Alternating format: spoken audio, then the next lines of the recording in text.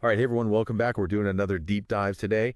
We're going to be looking at, video understanding AI. It's a pretty hot topic, obviously. Absolutely. And we're going to be looking at a paper that came out recently called Apollo, an exploration of video understanding in large multimodal models. S- Sounds pretty jargony, I know, but trust me, this is exciting stuff. We're talking about AI that can actually watch and understand, like really comprehend hour-long videos, not just like, 5-second clips of cats doing funny stuff. Yeah, it's way beyond that. And to help us break down all the technical bits, we've got an expert here. So welcome.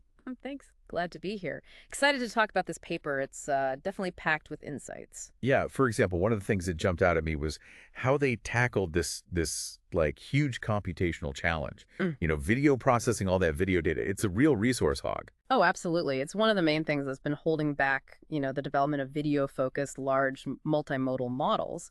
But this paper, they discovered something they call scaling consistency, which is pretty interesting. Yeah, scaling consistency, it sounds kind of technical. So, what's the takeaway for us non-AI folks? What does that actually mean? Well, think of it this way. Imagine uh, you're trying to train like a massive AI model, right? Like the Yeah. kind that needs a whole supercomputer to run.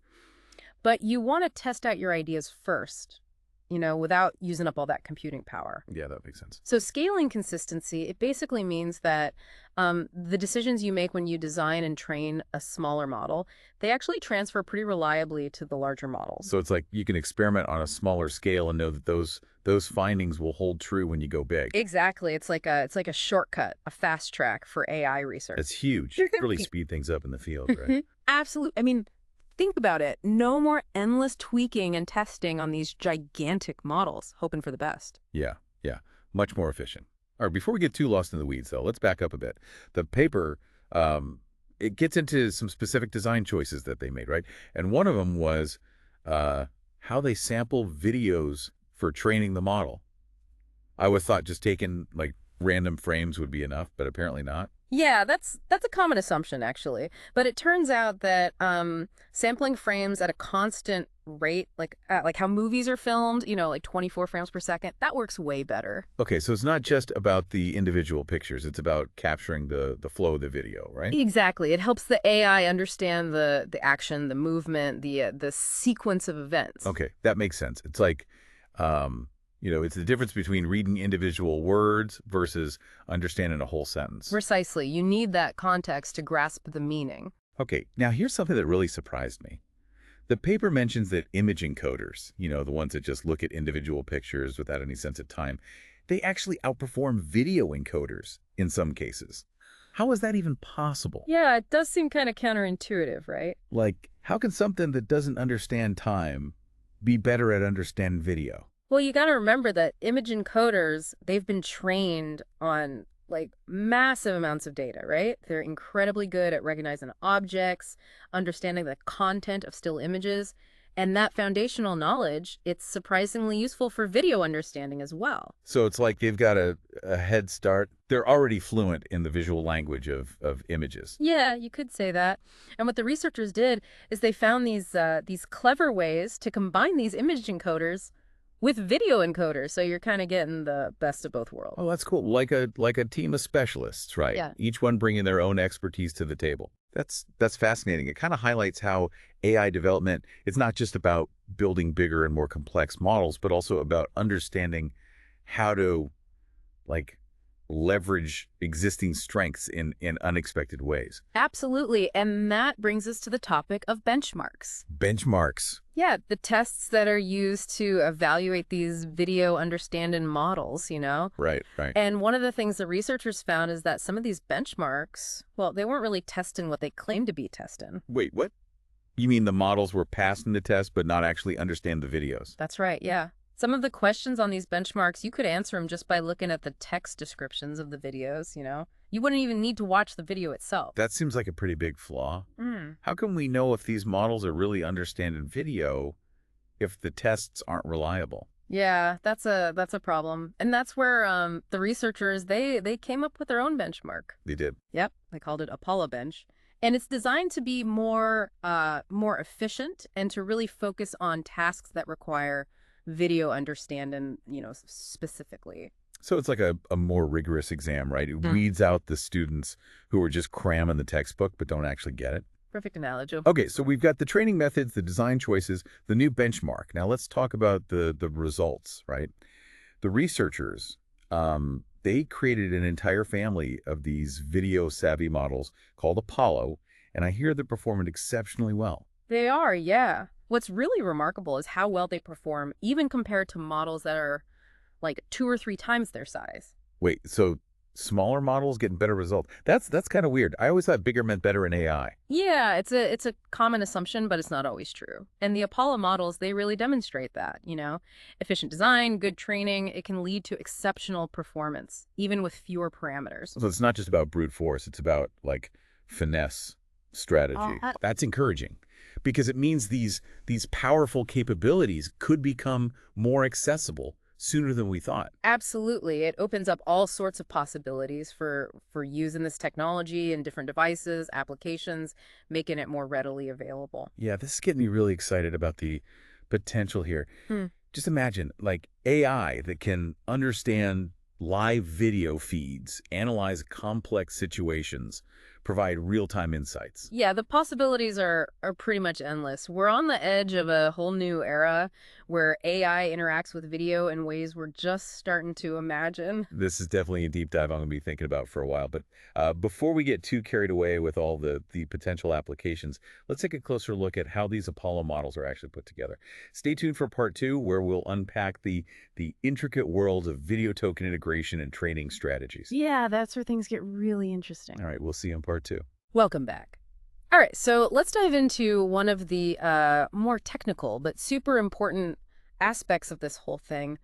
How do they actually like combine the visual information from the video with the language, with the textual understanding of the model? Yeah, that's a good question. It's like you've got the video on one hand, and then you've got the language, the text on the other hand. Mhm. How do you like bridge that gap? Right, exactly. So think of it this way. You've got these separate streams of data, right? You've got the visual representations from the video, and then you've got the text tokens representing the language. And the challenge is, how do you like blend them together seamlessly? So it's not just a matter of like dumping all the information into the model and hoping for the best. Not quite, no. Yeah. The paper explores different approaches to what they call video token integration. And it turns out that simply inserting video tokens directly into the text stream, like just plopping them in there, it's not the most effective way. Okay, so there's a better way. I'm intrigued. Yeah, there are better ways. They found that by adding specific elements between the video tokens, they could actually boost the model's performance significantly. Okay, so what kind of elements are we talking about? Like, what are they adding in there? Well, one approach is to use separation tokens. Separation tokens. Yeah, you can think of them like punctuation marks, almost. They signal to the model where the visual information starts and ends. Okay, that makes sense. It's like adding chapter markers to a movie, right? It gives the AI a clear roadmap of the video's structure. Exactly, yeah. And another approach they looked at was in certain textual timestamps. Timestamps. Yeah, basically markers that indicate when each video clip begins and ends. So it's like giving the AI a timeline, like this happened at this time and then this happened at this time kind of thing. Exactly, exactly. And it turns out that this extra layer of information, whether it's separation tokens or timestamps, it makes a big difference. It's like giving the model a guidebook to navigate this complex world of video and language. Right. It's all about like providing the model with the right tools to connect the dots, right? Precisely. Okay, so now let's shift gears a bit and talk about the training process itself. Okay, yeah. How do you actually train one of these video savvy models? Yeah, it's not as straightforward as you might think. I bet it's not just like showing the AI a bunch of videos and saying, figure it out. No, no, definitely not. Just like an athlete training for a marathon needs a carefully structured plan, training these AI models requires a strategic approach. So what's the strategy? Well, the paper compares different training schedules. One approach is what they call single stage training. It's kind of like cramming for an exam all at once. Yeah, I've tried that before. Not very effective. Right, exactly. The other approach is a more spaced out multi-stage approach. Okay, so breaking it down into smaller chunks. Yeah, precisely. And it turns out that this multi-stage training, specifically a three-stage process, it yields the best results. It allows the model to kind of gradually learn and adapt to different types of data and challenges. Okay, that makes sense. So what happens in each of these stages? It's all about selectively unfreezing different parts of the model at specific times. Unfreezing. Yeah, it's like, you're starting with a frozen model, and then you gradually thaw out different parts of it as you go. Okay, interesting analogy. So in the first stage, you might freeze the language model and focus solely on training the video encoders, on video data. So it's like isolating and strengthening specific muscle groups before tackling the full workout. Exactly, that's a great way to put it. Then in the next stage, you unfreeze the language model and train it on a combination of text, image, and video data. This allows the model to start connecting the visual and textual information, figuring out how they relate to each other. So it's like teaching the model to see the world A&D, describe it in words, all at the same time. Yeah, pretty much. And finally, in the last stage, you unfreeze the connector, the part of the model that bridges the visual and textual representations, and you fine-tune it on a carefully curated data set. So it's like the final polish, right? Making sure all the parts are working together smoothly. Exactly. Each stage plays a crucial role in developing a model that can truly understand video in a deep and nuanced way. Okay, so we've talked about the training process, the different stages, the unfreezing and all that, but there's got to be more to it, right? And the data itself, that must play a huge role. Oh, absolutely. The data is key. The type of data you use to train these models, it has a huge impact on their performance. So what kind of data are we talking about here? Well, it's not just about, hours of random YouTube videos. It's about a really rich and diverse mix of information. Well, we're talking about text, obviously, image-text pairings, sequences of images, and of course, videos. And the exact composition of this data mix, it really affects the model's capabilities. It's not just about quantity, it's about quality and variety. Exactly.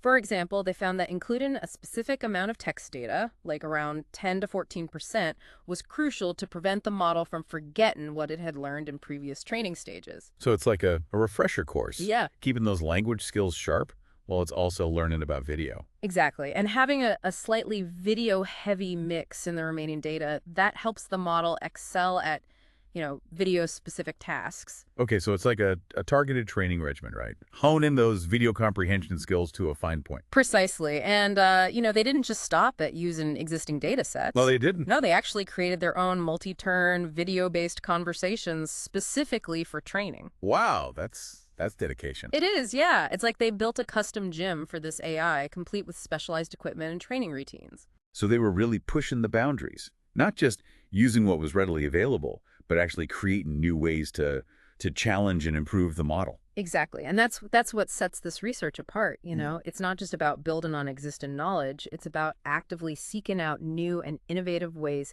to enhance the training process. That's really cool. So after all that meticulous data curation and multi-stage training, we finally arrive at the stars of the show, the Apollo models themselves. That's right. All those design choices, training strategies, carefully curated data, they all come together to create this family of high-performing models. And that's where we'll pick up in part 3, exploring the different sizes of these Apollo models and how they stack up against the competition. Okay, so we've talked about the training, the data, all that good stuff. But now let's get to the main event. Right? Yeah, the Apollo models themselves. Exactly. These AI models that are supposed to be so impressive. Let's break it down. Like, what makes them tick? What makes them so special? All right. Well, first off, there's not just one Apollo model. There's a whole family of them. Oh, a family. Okay, tell me more. Yeah, they come in different sizes, so to speak, ranging from 1.5 billion parameters. 1.5 billion parameters. Yeah, all the way up to 7 billion. Okay, for those of us who aren't like fluent in AI, what does that even mean? What are these parameters? Think of them as like the building blocks of the model's brain, More parameters generally means a more complex, potentially more capable model. Okay, so it's like comparing the processing power of different computers, right? Yeah. The more parameters, the more powerful the model. Yeah, that's a good analogy. But here's the thing. Even the smaller Apollo models, like the 1.5 billion parameter version, they're getting some pretty remarkable results, sometimes even beating out models that are way bigger than them. Oh, wow. That's impressive. Like a David and Goliath situation in the AI world, huh? Yeah, exactly. It really shows how effective those design and training approaches are. It's not just about brute force, it's about, like you said before, finesse. Right, right. Okay, so what about the bigger Apollo models then? How do they measure up? Well, they put all the models through their paces, using those benchmarks we talked about, including their own Apollo bench, and the results are pretty impressive across the board. Okay, so give us the highlights. How did Apollo do? Consistently outperformed other lead-in models, often by a significant margin. Wow. So are we talking like blowing them out of the water? Yeah, in some cases, even the 3 billion parameter Apollo model beat out several 7 billion parameter models on certain tasks. That's amazing. It's like a flyweight boxer going up against the heavyweights and winning. Yeah, pretty much. Yeah. And the 7 billion parameter Apollo model, well, that one's really in a league of its own. Okay, so top of the class. Yeah, top of the class. State-of-the-art results, even rivaling models with like over 30 billion parameters. Wow, that's incredible. Okay, so I'm sure our listeners are probably thinking the same thing I am right now. Like, what does this all mean? What are the real world implications of all this progress in video understanding? Yeah, that's the exciting part, right? We're talking about a future where AI can actually like truly comprehend video, not just identify objects or actions. Think about what that could mean for healthcare. Yeah, like AI Yeah. analyzing medical scans, helping doctors make diagnoses. Exactly. Or in education, AI could personalize learning experiences based on how students are visually engaging with the material. It's like having an AI assistant that can actually see and understand the world along with us. Yeah, exactly. And as this technology gets more accessible, more affordable, we're going to see it integrated into so many aspects of our lives. Yeah, personalized entertainment, security systems, all sorts of things. Absolutely. The potential's huge. This has been a really incredible deep dive. It's mind-blowing to see how far this technology has come. But, you know, like with any powerful technology, there's got to be some things we need to think about, right? Oh, absolutely. We can't just ignore the potential downsides. As we develop these systems, these AI systems that are so capable, we need to think about, the ethics, the societal impact, all of that. Right. We got to make sure we're using this technology responsibly, that it benefits everyone, not just a select few. Exactly. Fairness, transparency, human oversight, all of that is going to be crucial. Couldn't agree more. Yeah. Well, I got to say, I'm feeling pretty optimistic about the future of video understanding AI. Yeah. It's really inspiring to see all the progress that's being made. Yeah, me too. It's a testament to human ingenuity and the incredible potential of AI to change the way we interact with the world around us. Well said. Well, I think that about wraps up our deep dive for today. Thanks for joining us, everyone. Yeah, thanks for having me. It's been a pleasure. And to our listeners, keep exploring, keep asking questions, keep that curiosity alive. We'll be back soon with another deep dive into the fascinating world of cutting-edge tech. Until then, stay curious.